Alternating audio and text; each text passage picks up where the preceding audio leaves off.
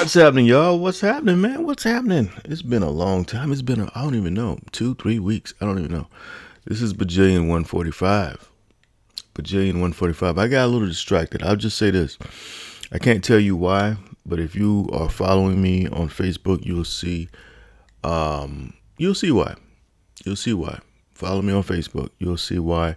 And that's all I can say right now. But we're back on Bajillion now. Our focus is back over here. Let me put some music on and we'll get right into it, man.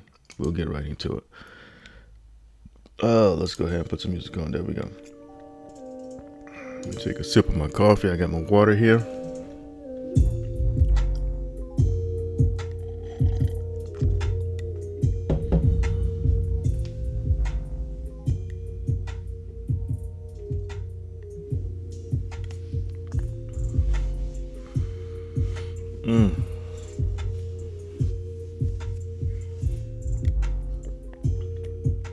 This is where we left off, right here in the green.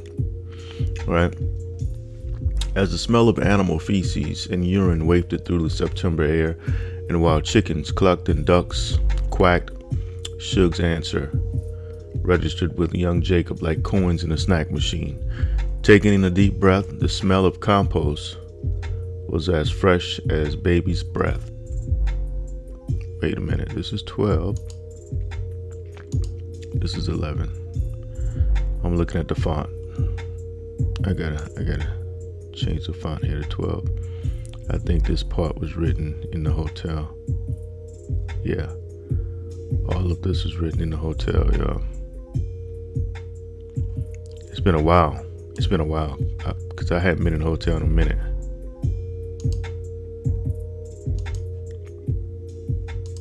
Alright, so now that's up to par.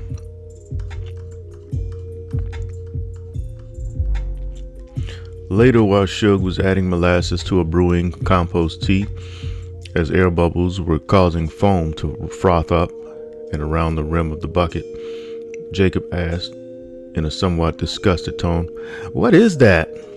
And why are you putting it in there?" "Well, this is for the little bugs."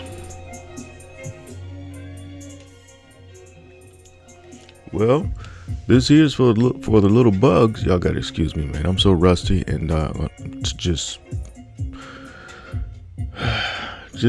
follow me on Facebook. You'll see why I have stretched myself a little bit thinner, y'all. I've always been stretched thin, but I just stretched myself a little bit thinner. Thinner. That's a Stephen King book. Thinner.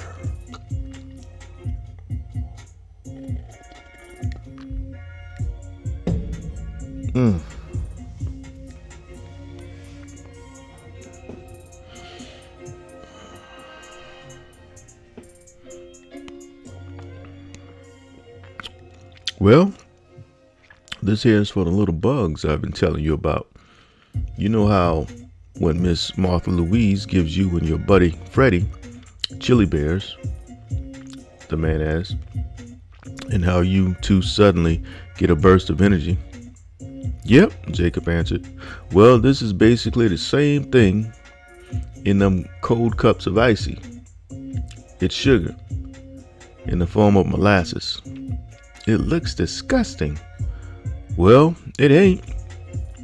When I was a little boy, this is what we used on our flapjacks. Papa Bear, that's my granddaddy, you know. He used to hook old Sam up to the mill. Sam was our mule, and get old Sam to turn that mill until raw syrup poured out. It ain't disgusting one bit. And to the little critters that's going to help my plants grow, it's energy. The things that's going to make them multiply."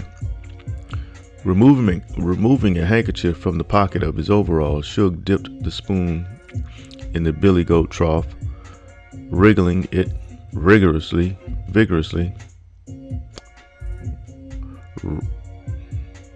Okay, I'm trying, y'all. Y'all might get 15 minutes out of me this morning. but that's more than what I have been doing. So remember, this is Bajillion 4145. Visit my Facebook page right this way, or Anthony L. Kelly. You'll see what I'm doing over there. Like I said, I'm stretching myself thinner. I'm a storyteller. I'm a field support engineer. That's right. Your boy's a field support engineer, medical field support engineer. So you can find me in the nearest hospital here in South Carolina.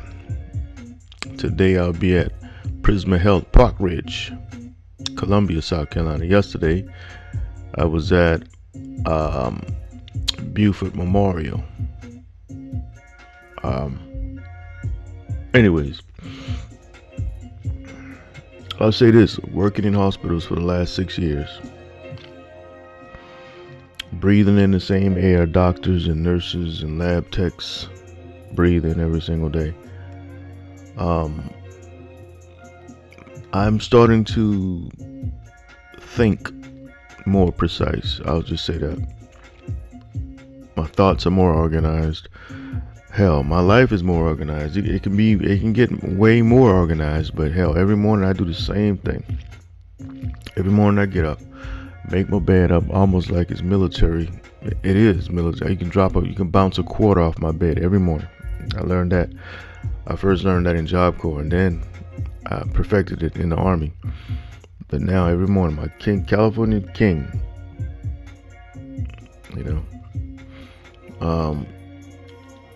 what else?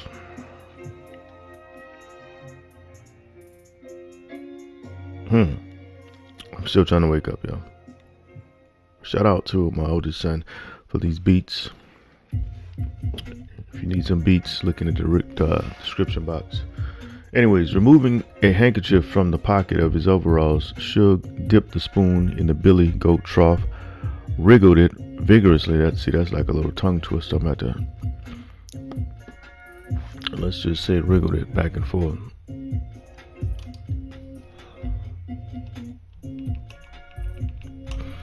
Wriggled it back and forth until there was only a light film left on it, then used a handkerchief to wipe away the remaining syrup.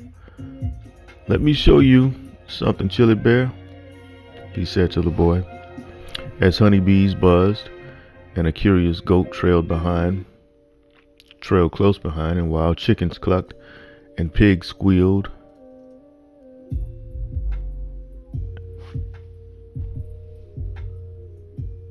And oinked and cows mooed. The two walked back over to the pile of compost. "Now see here, this pile has the same stuff that's in that bucket."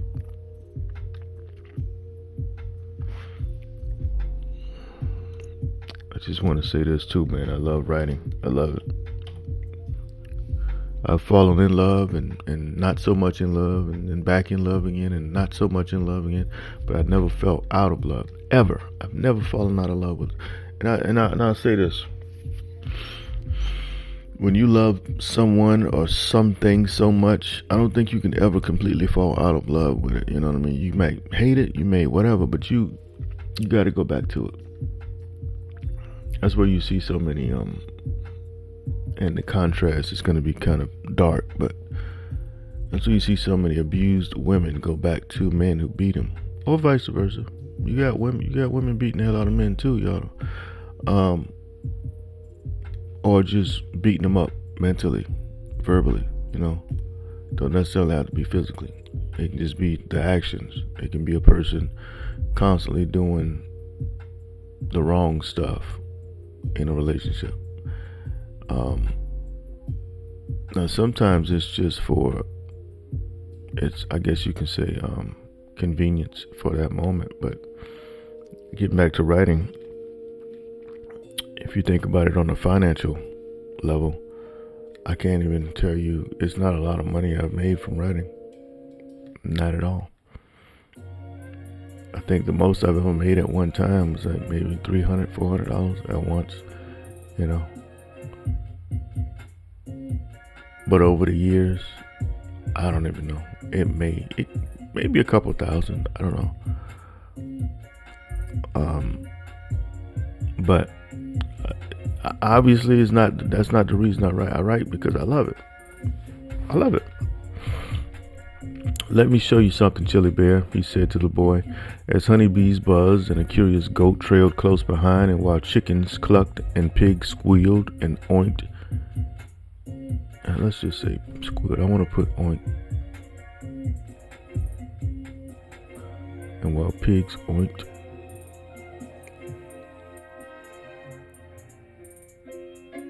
And while pigs squealed and oinked and cows mooed, the two walked back over to the pile of compost.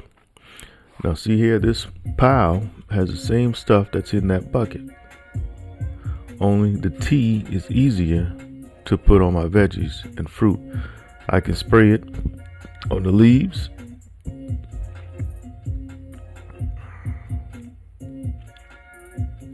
or drench the ground where it can go directly to the roots. It's kind of like sticking a needle in your arm, hooking up an IV to a person when they ain't eat and drink in days. That liquor in the IV bag is gonna go straight to the blood. You picking up what I'm putting down? Shug asked. "Huh?" asked Jacob.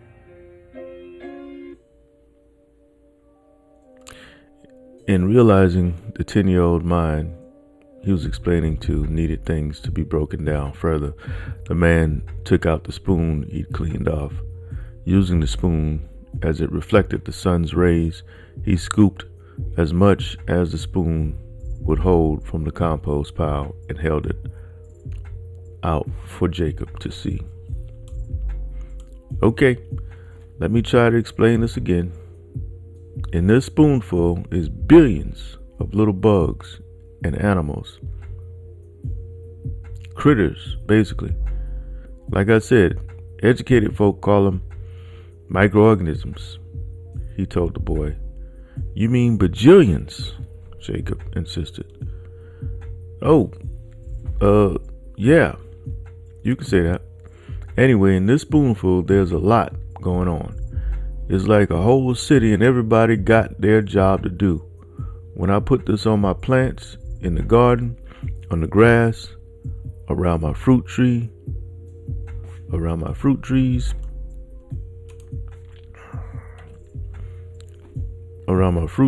and shrubs, whatever, all them critters go to work at doing one thing, and that is working with the plant to grow it." Explain this part better. That plant gives them sugar, sort of like chili bears or food.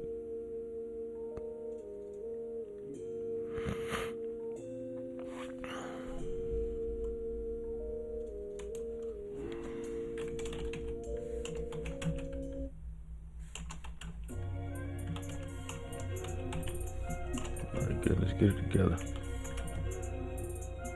Get it together, Kelly.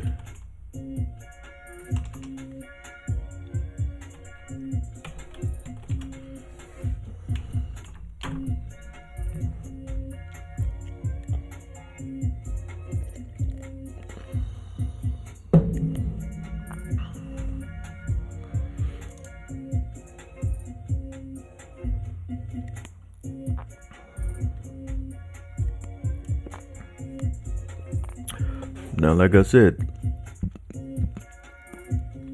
did I say that? I think I did. We'll go back over it tomorrow. Now, like I said, the plant gives them sugar, sort of like chili bears or food. It's what they call a sim.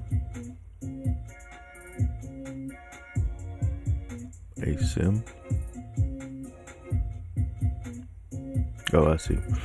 It's what they call a goodness, what's the daggone word? Symbiosis. No, that ain't it.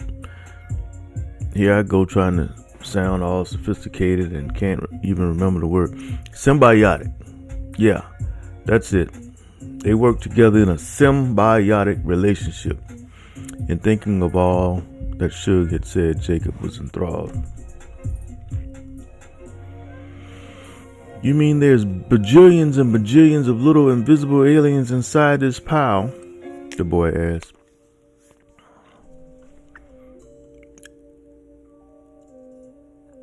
Man, you sure do like that word. Shak seemed agitated.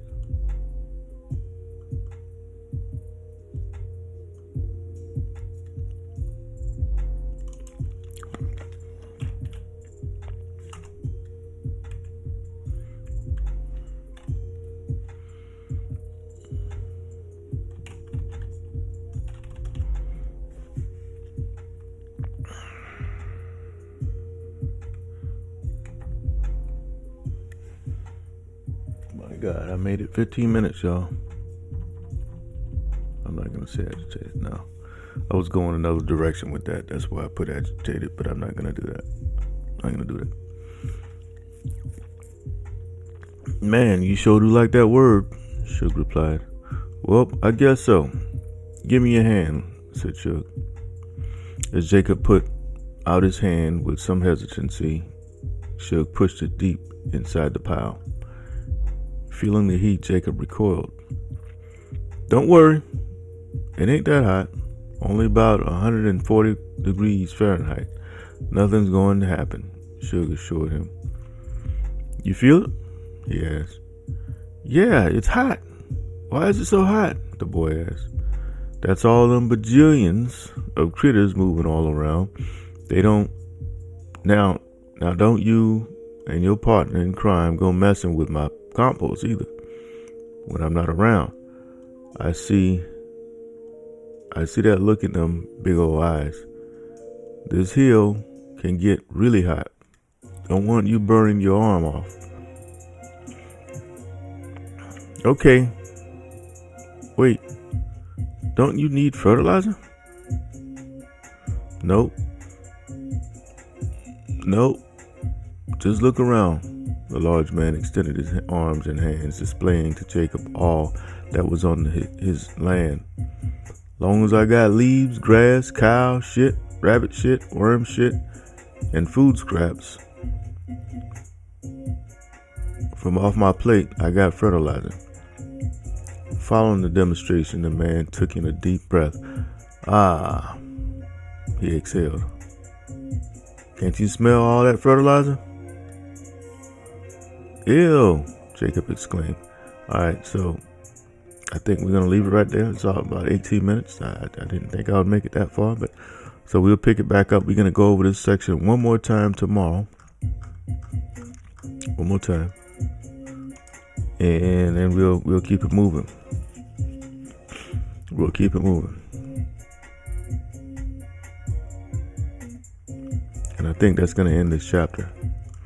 So far, this chapter is, let's see, it's pretty long.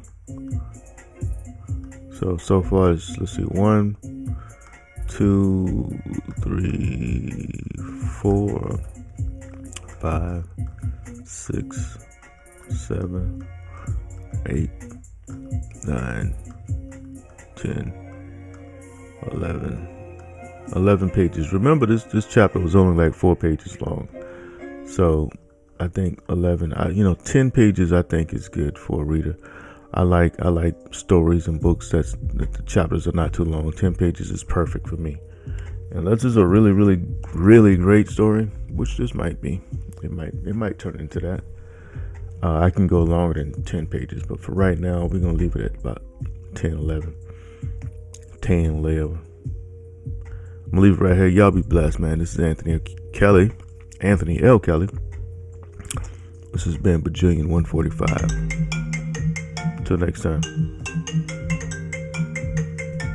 I'm out.